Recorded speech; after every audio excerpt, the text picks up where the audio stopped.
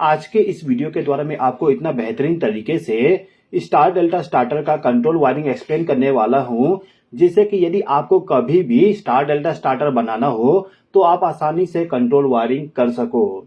तो जैसे कि आपको मालूम है, जो हमारा 3 फेज का मोटर होता है, उस मोटर को यदि हमें स्टार कनेक्शन में और डेल्टा कनेक्शन में रन करवाना है तो उसके लिए हमें यहाँ पर 3 कॉन्टेक्टर का इस्तेमाल करना पड़ेगा।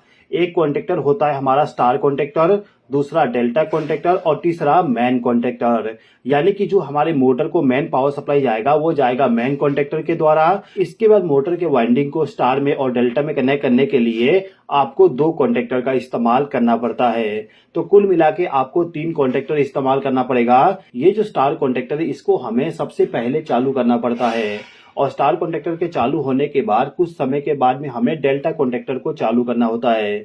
तो कुछ समय के बाद में डेल्टा कॉन्टेक्टर को चालू करने के लिए हमें एक टाइमर का इस्तेमाल करना पड़ेगा। यहाँ पे जो आप टाइमर इस्तेमाल करोगे ये टाइमर आपका ऑन डिले टाइमर होना चाहिए। अब इन सभी के अलावा आपको एक ओवरलोड रिले का भी इस्तेमाल करना पड़ेगा, जिसके द्वारा हम मोटर को प्रोटेक्ट करते हैं ओवर करंट से। अब जो आपका मोटर है उसको चालू करने के लिए स्टार्ट पुश बटन इस्तेमाल कर लीजिएगा और बंद करने के लिए स्टॉप पुश बटन का इस्तेमाल कर लीजिएगा। इसके अलावा आपको एक और इलेक्ट्रिकल कंपोनेंट इस्तेमाल करना पड़ेगा, वो होगा 2 पोल का एमसीबी। 2 पोल का एमसीबी के द्वारा हम पावर सप्लाई को आगे डिस्ट्रीब्यूट करेंगे। ओके, अब ये जो एमसीबी है इसको आप सबसे पहले इनकमिंग पावर सप्लाई लाके कनेक्ट कर दीजिएगा। अब ये जो फेज सप्लाई है इसका आउटपुट पावर सप्लाई हमें इस पॉइंट पे मिलेगा, तो इससे एक वायर को कनेक्ट करके ले जाएंगे और ओवरलोड रिले के 95 नंबर के टर्मिनल के साथ कनेक्ट कर देंगे। ओवरलोड रिले का 95 और 96 नंबर का जो टर्मिनल होता है वो होता है एनसी कॉन्टैक्ट।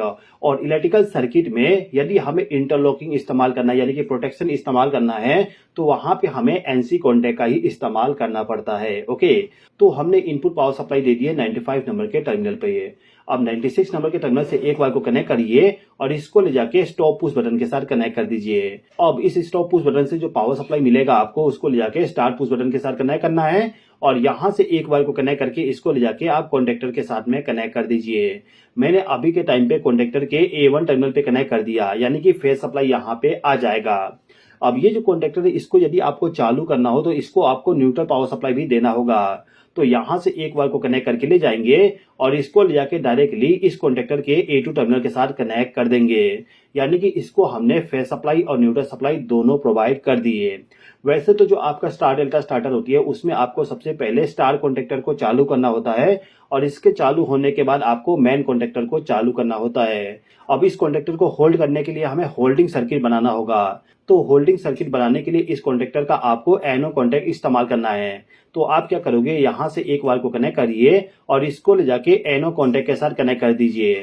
अब इस एनो कॉन्टेक्ट का जो आउटपुट है वहां से एक वायर को कनेक्ट करके A1 टर्मिनल के साथ कनेक्ट कर दीजिएगा। मैंने यहाँ पे क्या किया, जो स्टॉप पुश बटन है इसके आउटपुट टर्मिनल से एक वायर को ले गया और एनो कॉन्टेक्ट के साथ कनेक्ट कर दिया। एनो कॉन्टेक्ट के आउटपुट टर्मिनल से पावर सप्लाई को ले जाके A1 टर्मिनल के साथ कनेक्ट कर दिए। ओके, अब इस पुश बटन को प्रेस करने के बाद जो पावर सप्लाई आएगा उसी पावर सप्लाई को ले जाके इस टाइमर के साथ भी कनेक्शन करना है। तो इसके लिए आपको क्या करना होगा कि आपका जो स्टार्ट पुश बटन है इसके आउटपुट टर्मिनल से अभी के टाइम पे हम यहां से एक वायर को कनेक्ट करते हैं और इसको ले जाके टाइमर के A1 टर्मिनल के साथ इसको कनेक्ट कर देते हैं। टाइमर का जो A1 टर्मिनल है उस पे आपको फेज सप्लाई देना होता है और A2 टर्मिनल पे आपको न्यूट्रल सप्लाई देना होगा। तो यहां से न्यूट्रल पावर सप्लाई इसको प्रोवाइड कर देता हूं। ओके, अब यहाँ पे जो हमारा टाइमर है इस टाइमर में आपको एनो एनसी कॉन्टेक्ट मिल जाएगा। जैसे कि आप देख सकते हो यहाँ पे 15, 16, 28, इसके नीचे में 18 नंबर का टर्मिनल होगा। ओके, तो आपका जो टाइमर है उस टाइमर में आपको एनो एनसी कॉन्टेक्ट मिल जाएगा।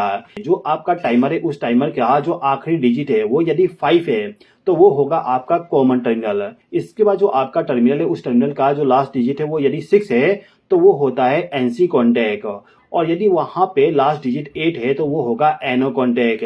यानी कि हम कह सकते हैं 15 नंबर का टर्मिनल हमारा कॉमन टर्मिनल है, 16 नंबर का टर्मिनल एनसी और 18 नंबर का टर्मिनल एनो टर्मिनल होगा। तो यहाँ पे हम क्या करेंगे, जो हमारा फेज सप्लाई है इसी में से एक वायर को कनेक्ट करके 25 नंबर के टर्मिनल के साथ कनेक्ट कर देंगे। 25 नंबर का टर्मिनल हमारा कॉमन टर्मिनल है। ओके, स्टार डेल्टा स्टार्टर में आपका जो स्टार कॉन्टेक्टर होता है वो सबसे पहले चालू होना चाहिए, उसके बाद आपका डेल्टा कॉन्टेक्टर चालू होता है।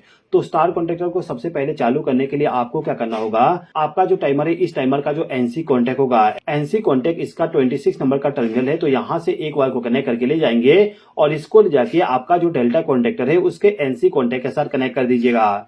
यहाँ पे हमने डेल्टा कॉन्टेक्टर का एनसी कॉन्टेक्ट इसलिए इस्तेमाल कर रहे हैं जिससे कि आपका स्टार कॉन्टेक्टर और डेल्टा कॉन्टेक्टर दोनों एक साथ चालू ना हो जाए। ओके, तो हमने यहाँ पे इनपुट पावर सप्लाई दे दी है, इसका आउटपुट हमें इस पॉइंट पे मिलेगा, तो यहाँ से एक वायर को कनेक्ट करके ले जाएंगे और इसको ले जाके कॉन्टेक्टर का जो A1 टर्मिनल है इसके साथ इसको कनेक्ट कर देंगे। ओके, अब ये जो कॉन्टेक्टर है इसको हम डायरेक्टली न्यूट्रल पावर सप्लाई यहाँ से प्रोवाइड कर देते हैं। अब ये जो डेल्टा कॉन्टेक्टर है इसको भी हम यहाँ से न्यूट्रल पावर सप्लाई प्रोवाइड कर देते हैं। अब हमें केवल इस कॉन्टेक्टर के A1 टर्मिनल पे फेज सप्लाई देना है, तो फेज सप्लाई देने के लिए हम क्या करेंगे, जो हमारा टाइमर है इस टाइमर का जो एनो कॉन्टेक्ट है, एनो कॉन्टेक्ट इसका 28 नंबर का टर्मिनल है, तो इस टर्मिनल से एक वायर को कनेक्ट करके ले जाएंगे और इसको ले जाके सबसे पहले आपका स्टार कॉन्टेक्टर जो है उसके एनसी कॉन्टेक्ट के साथ कनेक्ट कर दीजिएगा। स्टार कॉन्टेक्टर का एनसी कॉन्टेक्ट हम इंटरलॉकिंग के लिए इस्तेमाल कर रहे हैं। ये जो एनसी कॉन्टेक्ट है इसका आउटपुट हमें इस पॉइंट पे मिलेगा, तो इस पॉइंट से एक वायर को कनेक्ट करके ले जाएंगे और इसको ले जाके डेल्टा कॉन्टेक्टर के A1 टर्मिनल के साथ कनेक्ट कर देंगे।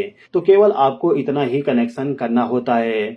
तो स्टार डेल्टा स्टार्टर का कंट्रोल वायरिंग आपको कुछ इस प्रकार से करना होता है। आई होप कि आपको ये वीडियो पसंद आया होगा। वीडियो पसंद आए तो लाइक कर दीजिए, चैनल पर नए हो तो सब्सक्राइब कर लीजिए।